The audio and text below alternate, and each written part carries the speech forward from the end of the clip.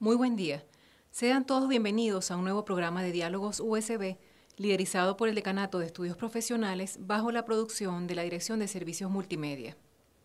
Quien les habla, María Gabriela Gómez, decana de Estudios Profesionales, tiene el enorme gusto de contar con la presencia como invitado en este espacio del profesor Víctor Mijares, quien pertenece al Departamento de Ciencias Sociales de la Universidad Simón Bolívar, y con quien estaremos conversando sobre la situación política de Venezuela hoy en el mundo. Bienvenido, profesor Mijares. Gracias por la invitación. ¿Cuál es la importancia real de Venezuela en el contexto internacional actualmente?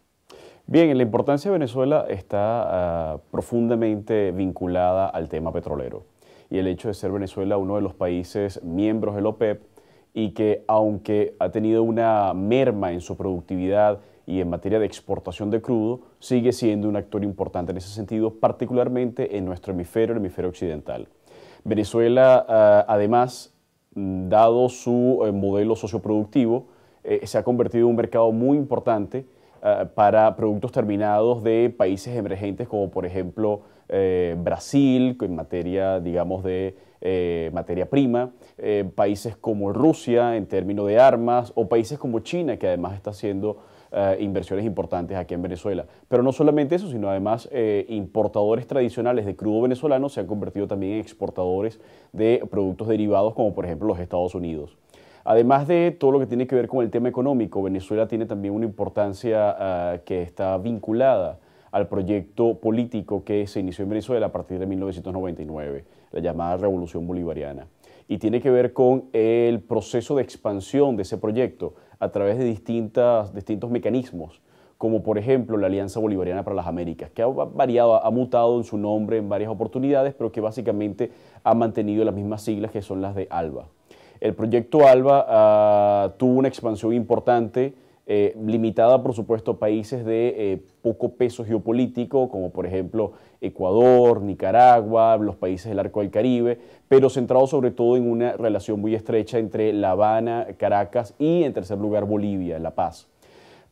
Este proyecto tiene también una importancia relativa, tuvo una importancia relativa que ha comenzado a mermar y a partir de su primera contracción en 2009, luego la salida del poder de Manuel Zelaya en Honduras, y posteriormente, recientemente, con la muerte de Hugo Chávez, este proyecto ha venido también frenando su capacidad de expansión, y esto está también vinculado con la autonomía que está jugando, con la que juega Ecuador en el sistema internacional. Entonces la importancia de Venezuela sigue siendo significativa para el continente, sigue siendo significativa para alguna parte del mundo, pero vemos cómo esa expansión revolucionaria que tuvo en la década pasada empieza a contraerse en esta década.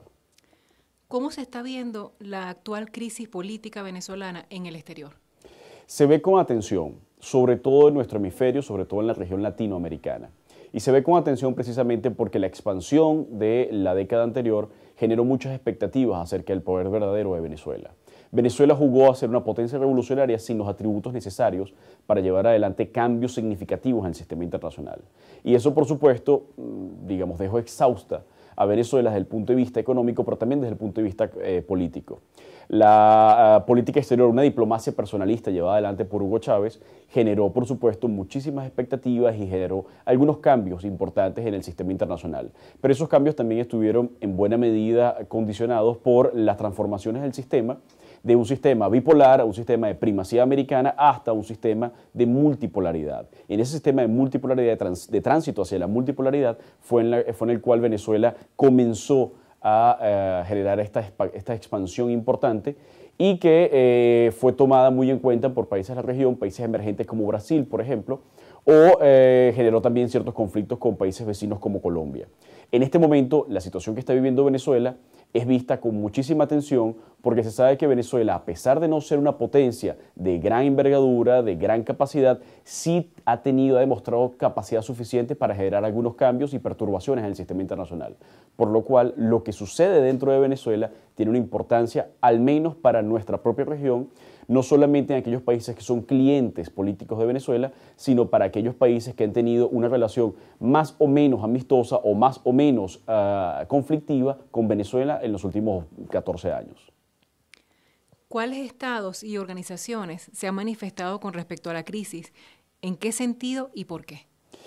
Bien, recordemos que para hablar de la expansión y de la proyección de política exterior de un Estado, uno debe tomar en cuenta que no existe realmente una diferencia marcada entre lo que son la estabilidad del sistema político interno y la proyección en materia de política exterior. Por supuesto que hay un sistema de reglas distinto. El sistema de reglas de la política internacional es muy distinto al sistema de reglas que debería imperar en un sistema de política interna. Pero la proyección de esa política exterior está muy basada a la estabilidad y la gobernabilidad del sistema político doméstico interno. La situación que vemos en este momento es que muchos organismos internacionales comienzan a llamar la atención acerca de la situación que está viviendo Venezuela. El primero de estos organismos que se manifestó de forma, digamos, más contundente fue la UNASUR. Con respecto a la UNASUR ha habido unas lecturas, digamos, encontradas, distintas, con respecto a qué fue lo que realmente aprobó UNASUR en Lima. En una primera instancia se creía que UNASUR podía generar algún tipo de presión sobre el Consejo Nacional Electoral y que a través de esa presión internacional se podía llegar a un recuento o a una auditoría completa del proceso electoral del 14 de abril en Venezuela. Algunos, digamos, con una visión maximalista de la política, creyeron que el UNASUR lo que estaba haciendo era avalando las actividades del CNE y la posición política del gobierno venezolano. Mientras que otros de visión mucho más minimalista, tratando de ver las cosas con un cierto realismo, advertíamos que efectivamente lo que estaba haciendo UNASUR era tratando de proteger los intereses de cada uno de los estados sin comprometer la posición de cada uno de los gobiernos, pero tratando de enviar un mensaje muy claro al CNE. Por supuesto que el lenguaje diplomático es un lenguaje muy ambiguo, que se presta a interpretaciones. Sin embargo, ya podemos ver cómo, por ejemplo, el presidente Ollanta Humala, que ha tenido, hablando de esta presión entre la política interna y la política exterior, ha tenido mucha presión interna y se ha manifestado, hace pocas horas, se ha manifestado en contra de todos aquellos que han dicho que el Perú y que la UNASUR avalaron cualquier tipo de mecanismo de auditoría incompleta o ineficaz que pudiese llevar adelante el CNE venezolano. Recientemente también se ha manifestado nuevamente el secretario general de la OEA. La OEA es un organismo que ha tenido críticas muy duras y esas críticas han partido no solamente de los países de la ALBA y particularmente de Venezuela, sino de otras entidades, incluso de países que la han apoyado como los propios Estados Unidos. Pero el secretario general de la OEA, el secretario Insulza, ha manifestado una posición muy clara con respecto a lo que tiene que ver con el recuento en Venezuela, y esa manifestación ha coincidido en este momento con un reclamo acerca de las acciones violentas que se han manifestado en la Asamblea Nacional Venezolana. Debemos recordar una cosa: un secretario general de la OEA tiene autonomía administrativa, pero no tiene autonomía política. ¿Qué quiere decir eso? Quiere decir que para que un secretario de la OEA se manifieste de esa manera, debe haber consultado por lo menos un número significativo de jefes de Estado y jefes de gobierno con un contundente peso en la región. José Miguel Insulza está actuando como no un mediador, sino como un mensajero de esas posiciones de los estados que no pueden asumirlas directamente por el costo político que podría tener. Eso en el caso de UNASUR y eso en el caso de OEA, que son, digamos, los dos organismos más importantes del caso venezolano. En el caso de ALBA, por ejemplo, no ha habido una manifestación concreta de la organización en sí misma, pero cada uno de los estados se ha manifestado de forma muy contundente en favor del gobierno venezolano, el gobierno que ejerce en este momento Nicolás Maduro. Con respecto a otras organizaciones, ha habido silencio y lo que estamos viendo es que el sistema internacional, sus organizaciones, los estados están muy expectantes acerca de lo que sucede en Venezuela y al parecer no hay un criterio definido acerca de la estabilidad y la gobernabilidad en el país. Finalmente, ¿qué papel juega la comunidad internacional en los asuntos internos de Venezuela? Generalmente se asume que los temas internos tienen una repercusión internacional, como decíamos anteriormente, pero también la agenda internacional y la posición internacional, como hemos venido hablando en estos minutos, tiene un peso importante en los sistemas políticos, sobre todo en situaciones de crisis y sobre todo en países americanos, en donde el sistema interamericano, aunque nos parezca incompleto, aunque nos parezca, digamos, limitado en cuanto a sus alcances internos, es uno de los sistemas regionales más elaborados que existe.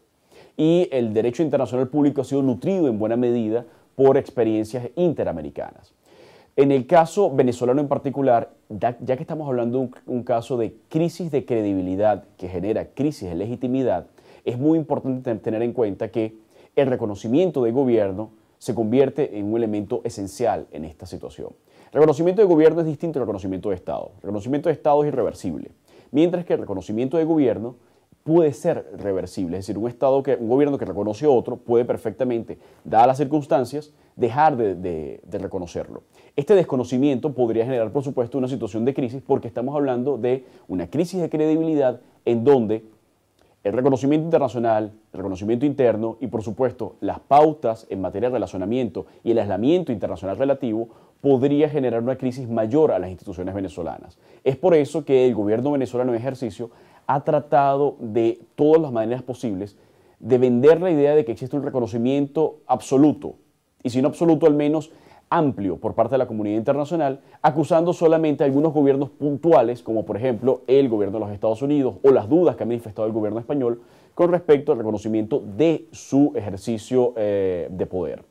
Sin embargo, esto va más allá de estos dos gobiernos en particular y comenzamos a ver cómo hay un cuestionamiento, digamos, oculto detrás de la opinión de secretarios generales de organizaciones, de manifestaciones, de embajadores y de cancilleres en particular, que comienza a haber un no desconocimiento, pero sí una duda y algún tipo de cuestionamiento acerca de las posibilidades reales de llegar a una situación de diálogo entre las partes en Venezuela y, por supuesto, todos estos exhortos a bajar el tono y la violencia, la beligerancia en Venezuela, tiene que ver también con una posición que desde el sistema internacional se genera presionando al gobierno venezolano y esto a su vez genera las condiciones para comenzar a hablar de un posicionamiento internacional importante por parte de la oposición venezolana. Profesor Mijares, agradecidos inmensamente por su gentileza al aceptar conversar con nosotros sobre la situación política de Venezuela hoy en el mundo. Gracias a ustedes por la invitación.